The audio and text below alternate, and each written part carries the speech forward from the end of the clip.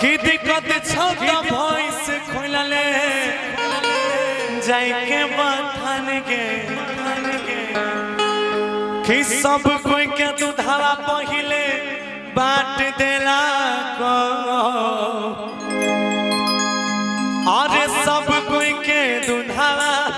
पहिले बाट देला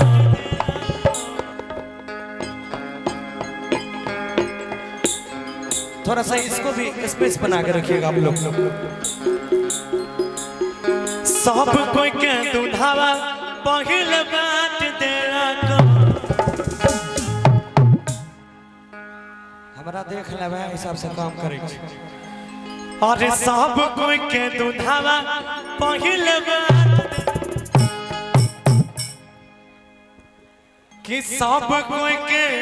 दूधावा पहिले बाट देला को कि माई के यादव जी के बेटा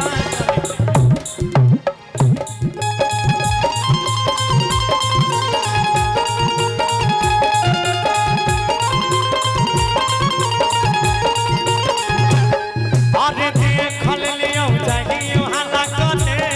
लेके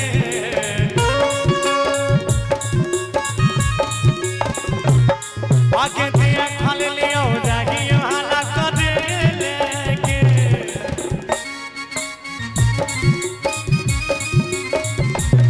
एक देखल लियो चाहिए हाला कने लेके और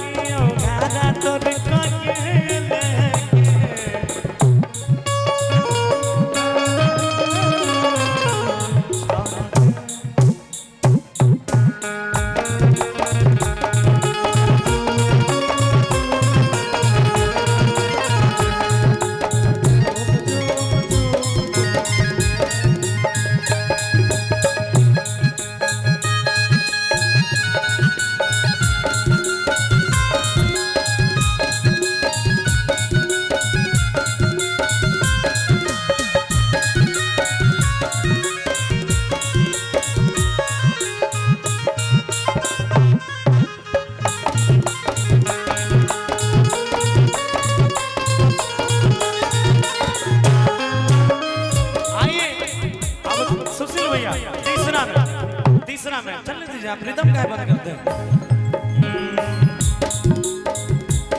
डबल चोली ले ले है यहाँ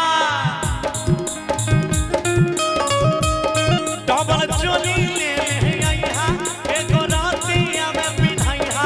एगो दिनावा में तोरा रुकल हम कहै छिया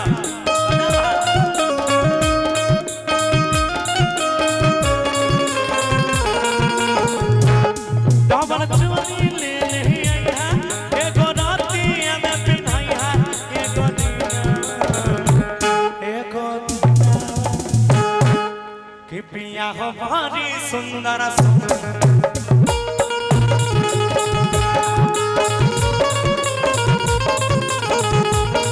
राजा हो भारी सुंदर शोभात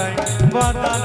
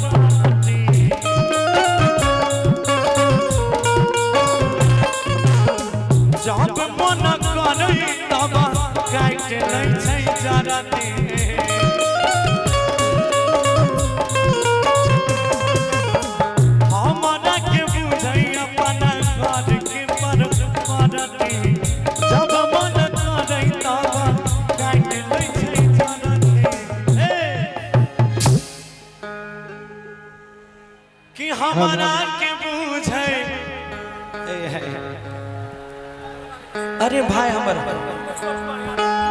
धन्यवाद परमेश्वर ई त गलती बात हम भगवान छे तो हमरा गोर लागबो ना दुनिया में प्रणाम 3 आदमी को करी चौथा के गुरु ने करी एगो माई एगो बाप एगो गुरु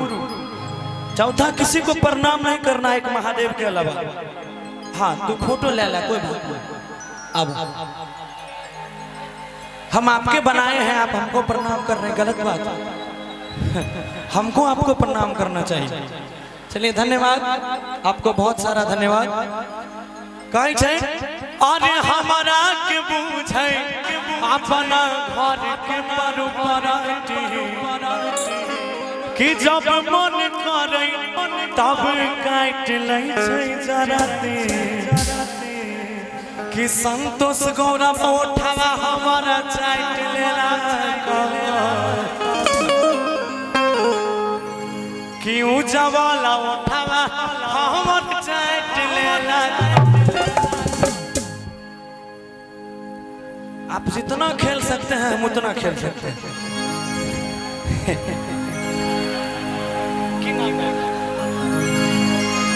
और पवन भैया पवन यादव भैया की तरफ से भैया नहीं आप हमारे चाचा जी समान हैं पिताजी की उम्र के हैं चाचा जी की तरफ से 501 रुपए का पुरस्कार है। एक बार जोरदार ताली बजाइए बहुत देर से ताली नहीं बजाए। अब इनके लिए एक लाइन कहते हैं सोनम जी के लिए एक लाइन कहते हैं कि सोनम जी यूं तो जो मुझे पसंद आ जाए उसे मैं छोड़ता नहीं ऐसे तो जो मुझे पसंद आ जाए और उसे मैं छोड़ता नहीं आप क्यों घबराते हैं आप मत घबराइए क्योंकि अच्छी कली को मैं तोड़ता नहीं कल गई कि यादव जी के बेटावा उठावा हमारी चाट लेला स्केल से नहीं भाग गया खाली इसको लास्ट करते हैं कि गुड्डू गौरव उठावा हमारी चाट लेला। जो जहाँ एक बार सब कोई झूमते हुए आइएगा जोरदार सबको जितने हमारे भाई हैं इधर भी आप लोग आइएगा कि माई के हरी रहा के छौरा गले